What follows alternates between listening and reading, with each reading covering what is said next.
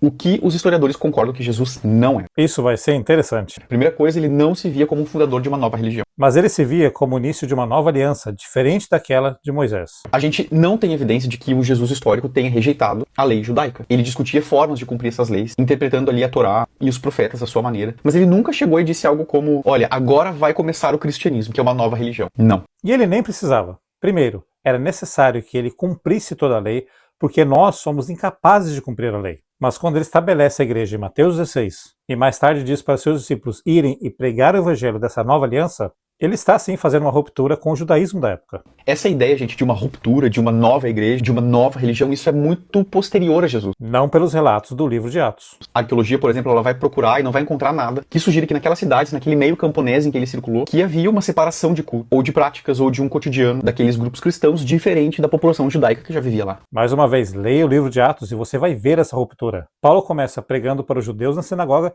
e depois para os gentios. Estes não precisavam ser inseridos nas práticas judaicas.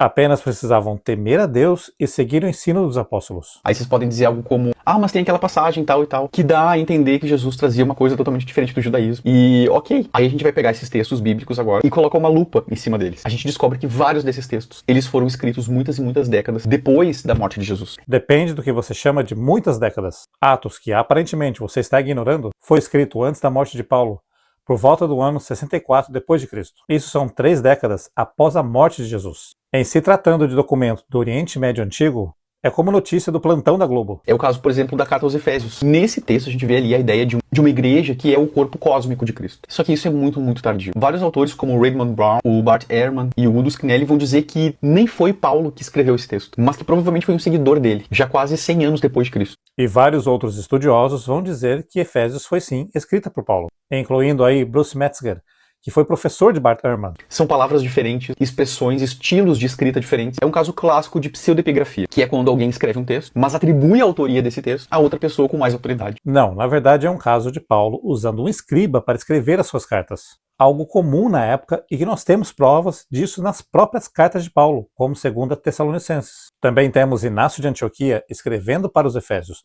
por volta do ano 110 depois de Cristo, fazendo alusão da carta de Paulo para essa mesma igreja. Ou seja, para ele citar essa carta, ela já devia estar em circulação e ser conhecida muito antes disso. Leia o livro de um historiador da mais alta qualidade, Atos.